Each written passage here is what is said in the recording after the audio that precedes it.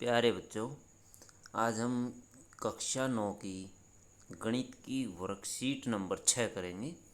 Worksheet number 6 बच्चों, घातांक के नियम। घातांक के नियम पढ़ेंगे हम, और घातांक किस तरह से ऐड और सब्ट्रैक्ट होती है बच्चों, घात किस तरह से जुड़ती है और घटती है, उसके बारे में जानेंगे। तो बच्चों देखिए, हम पिछली कक्षा में सीख चुके हैं कि जब एक ही संख्या स्वयं से बार बार गुणा होती है तो हम उसे घातांक रूप में लिखते हैं। जैसे 5 गुणा 5 गुणा कितनी बार हमने गुणा की, 7 बार गुणा हमने की 5 की। तो हम इसको लिख लेते हैं 5 की शक्ति 7, 5 की पावर 7। 5 की पावर 7 में 5 आधार कहलाता है और 7 घातांक कहलाती है। 7 को हम घातांक बोलेंगे और 5 को हम बोलेंगे आधार। तो बच्चों हमें ये याद रखना है, घातांक और आधार। तो इन्हीं के आधार पर हमारे नियम चलेंगे। नियम नंबर 1 देखिए, ए की पावर m गुणा ए की पावर n। यदि आधार बराबर हैं तो उनकी घातांक जुड़ जाती है, तो ए की पावर m प्लस n हो जाता है। ए की पावर m की पावर n दोनों गुणा हो जाती है, ए की पावर m n हो जाता है। ए की पावर m डिवाइड बाई ए की पावर n, ए की पावर m माइनस n हो जाएगा। ए की पावर m गुणा b की पावर m, तो बच्चों ये हो जाएगा ए बी। अब देखिए, दोनों के आधार अलग अलग हैं लेकिन पावर अथवा घातांक सेम है, इसलिए हम दोनों के आधारों की गुणा कर देते हैं, तो ये हो जाता है ए बी की पावर m। ए की पावर 0, किसी भी नंबर की पावर 0 है तो वो 1 के बराबर होता हमेशा। हम यह भी जानते हैं कि एक की बटे ए की पावर n, 1/a की पावर n बराबर होता है ए की पावर माइनस n। जैसे 1/3 की पावर 5 बराबर होता है 3 की पावर माइनस 5, 5 की पावर माइनस 2 बराबर होता है 1/5 की पावर 2। तो हम इसको माइनस में कर देते हैं, पावर को ऊपर जब ले जाते हैं तो ये हल करके देखिए। 17 की पावर कितना हो जाएगा, जुड़ जाएंगी, तो 17 की पावर हो जाएगी 7, 5 और 2 7। ये गुणा हो जाएंगी, 5 गुणा 5 की पावर 7 दूनी 14 हो जाएगा। फिर आगे है 9 की पावर 10 से डिवाइड बाई 9 की पावर 4, तो 9 की पावर ये घट जाएगी, 10 में से 4 पावर हम घटा देंगे तो 9 की पावर 6 रह जाएगी। तो बच्चों ये आ जाएगा 9 की पावर 6। उसके बाद ये देखिए, गुणा करना हमें, लेकिन आधार अलग अलग हैं, पावर सेम है।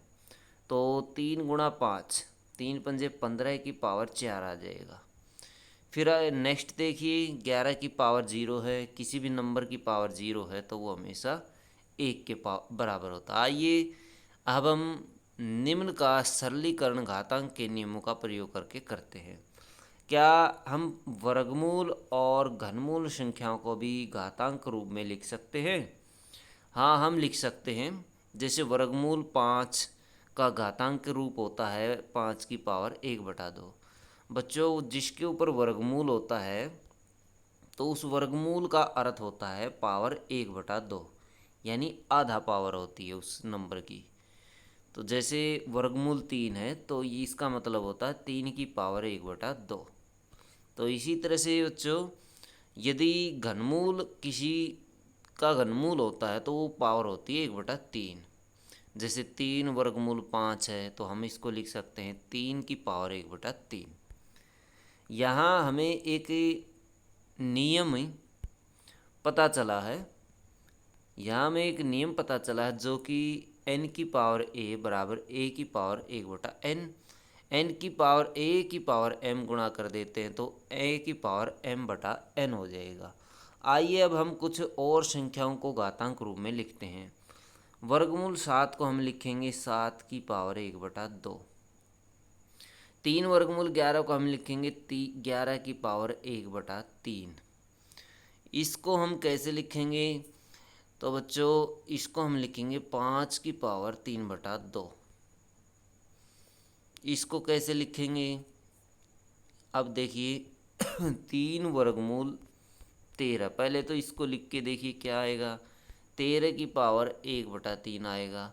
अब इसकी पावर 5 करके देख लीजिए, तो 13 की पावर 5/3 आ जाएगा। तो क्या आ जाएगा ये, 13 की पावर 5/3, 5 ऊपर 3 नीचे। आइए हम एक ही संख्या 4 की पावर 3/2 का दो विधियों से सरलीकरण करना सीखते हैं। 4 की पावर 3/2, तो बच्चों इसको देखते हैं कैसे हल किया जाता है। देखिए 4 की पावर 1/2 अलग लिख लेते हैं और 3 को लिख लेते हैं बाहर। अब 4 को हम लिखते हैं बच्चों 2 की पावर 2, 2 से 2 कैंसिल हो जाता है, खाली 2 की पावर 3 बच रह जाती है। अब 2 की पावर 3 का मतलब होता है 2 को 3 बार गुणा कर देना, तो 2 को 3 बार गुणा करते हैं तो हमें 8 मिलता है। 4 की पावर 3/2 इसी तरीके से हम हल करेंगे, इसको भी ऐसे ही लिखेंगे, 3 अंदर लिख लेते हैं, सेम वही समय, लेकिन ये तरीका अलग है। तो दूसरा तरीका देखिए, 4 की पावर 3/2, तो 3 को अंदर ले लेते हैं, 1/2 को बाहर ले लेते हैं। अब 4 की पावर 3 को हम गुणा कर लेते हैं 3 बार 4 को। 4 की पावर 3 का मतलब है कि 4 को 3 बार गुणा कर देना, जो हमें प्राप्त होता है 64। अब 64 की पावर 1/2 हम करते हैं, यानी वर्गमूल हम इसका निकालते तो हमें 8 मिलता है।